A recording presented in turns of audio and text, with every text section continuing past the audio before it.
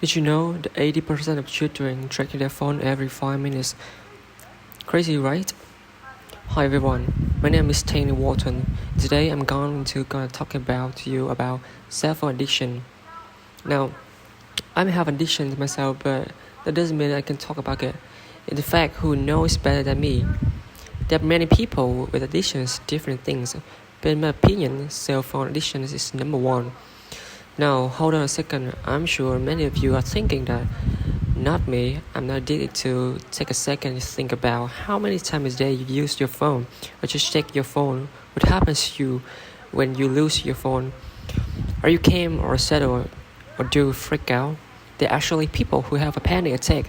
It's called pneumophobia, or as a personally I like to call it, no phone phobia. It's when you panic if you don't have your phone in your pocket, or you can't find. I've seen this happen on many occasions in our house.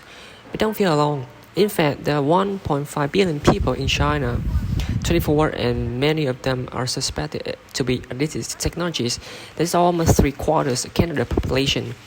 It is so crazy that parents are putting their children into institutions to justify them technologies. But they're not the one only who have seen this problem. Is happening in Britain, Spain, and several other countries. And I believe that this talk consensus will be in Canada. Now, the big question is, why are people so addicted to? Well, here's my answer. The social media, for example, every single time you post a photo, and let's say it's a matter of 10 seconds, you get 4 likes. Well, though 4 likes may be small, but it affects your mind at huge. Those 10 seconds of happiness sends a message to your brain saying I want more. So then you post another photo and another photo just to see how many likes you get. Now you are spending every 5 minutes of your day checking if you see someone like your photo, even if someone is from across the world. That sounds like a pretty big way of time. To me, it's not just kids, but I'm talking about this adults. Many people don't talk to people. Have you ever been on a restaurant? They don't even look at each other. They're too busy on the devices, talking to someone else or screenshot their dinner, sending to someone. Even more than 9 days night, spending time with you, and the phone is like, we live in a virtual world where we can't even feel comfortable with the people we love. We're always thinking about what other people are doing.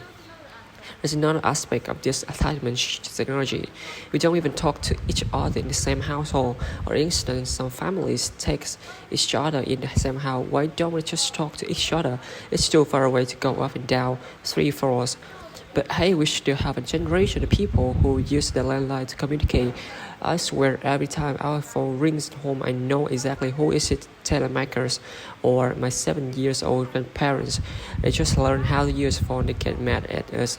If we don't want to talk of a long time as horses or farmer or things that did the way in the 1900, we have two more important things to do with our time, like going on our cell phones. We don't have a lot of things to talk, but they can text us, answer the right way we are available. Just don't want to talk, okay? There's something seriously wrong with this, I admit it.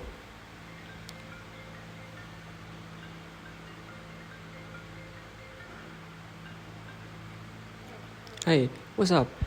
Yeah, sorry, I'm actually a bit busy right now. I can tell you back. That's surprising, so sorry about that. This is not a common problem today. It's called fobbing. It's a word used to surprise when people pay more attention to the device than the people right in front of them. Has that ever happened to you? Sometimes when you're not alone, you take my phone or your school. I forget it my day is drastically different. Imagine going to school and see all your friends, everyone is your devices, talking to someone else on social media or playing video games. It's like we've got about human connection. It's pretty hard to put your phone down, especially if you want around you.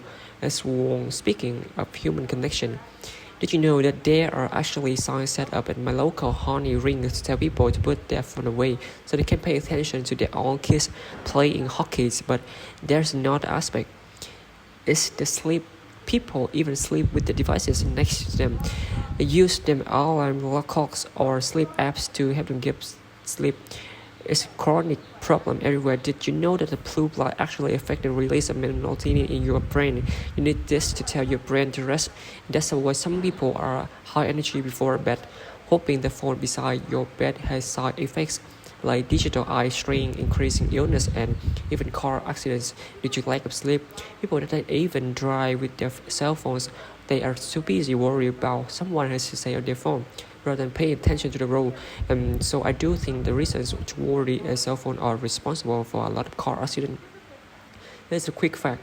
Did you know that driving 90 kilometers an hour, reading a 5-second text message is equivalent to traveling a football field blindfolded?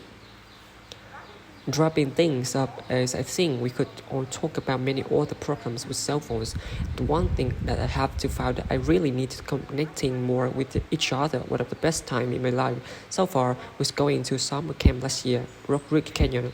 A Tech Tree camp kids were told to leave all devices at home. It was not an option. And yes, I admit it and was tough to give it for a week, but I'm glad I did it, as I have a chance to go to some amazing adventures and make some real human connection with people I talked to them today. I mean, and myself, of course.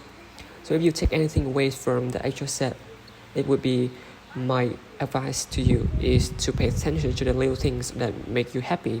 Enjoy the moments that are right in front of you. And as Steve Jobs once said, your time is limited, so don't waste it living someone else's life. Thank you.